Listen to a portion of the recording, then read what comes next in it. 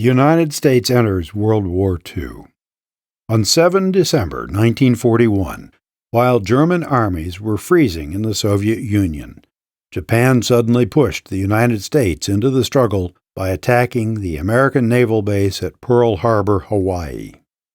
4 days later, Hitler declared war on the United States. President Roosevelt called on Congress for immediate and massive expansion of the armed forces.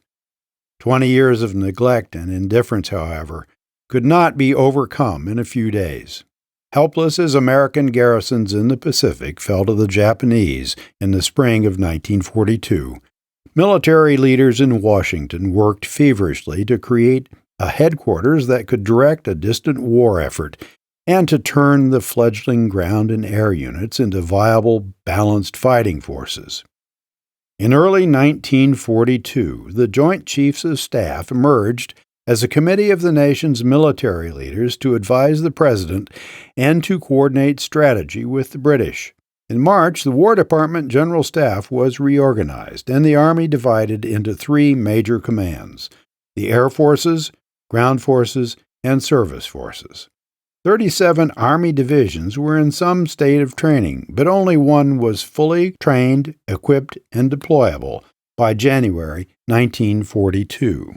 Army planners of the time estimated that victory would require an army of nearly 9 million men, organized into 215 combat divisions.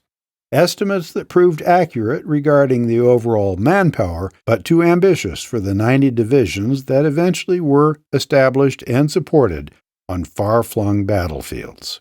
Lieutenant General Leslie J. McNair, head of Army Ground Forces, and an ardent advocate of mobile war, oversaw the development of armored and airborne divisions. He directed the restructuring of existing organizations as well, turning the old World War I Square Division, based on 4 infantry regiments, into a lighter, more maneuverable triangular division with 3 infantry regiments.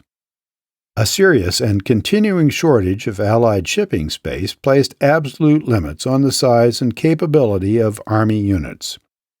New tables of organization stressed leanness and mobility, sometimes at the expense of fighting power and endurance.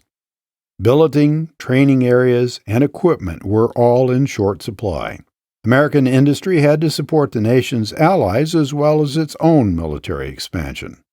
Britain needed large amounts of munitions and equipment, and Lend-Lease aid, including tens of thousands of trucks and other vehicles and equipment, played an important part in mechanizing the Soviet Army. Amphibious warfare required large numbers of landing crafts and support vehicles yet to be built. The first U.S. troops arrived in the British Isles in January 1942. But nearly a year passed before they went into action against the Axis.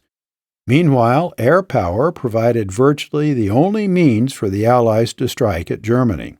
The Royal Air Force began its air offensive against Germany in May 1942, and on 4 July, the first American crews participated in raids against the continent. In early 1942, British and American leaders reaffirmed the priority of the European theater. General Marshall argued for an immediate buildup of American forces in Great Britain, a possible diversionary attack on the continent in the fall, and a definite full-scale invasion in 1943. The British greeted this program with caution.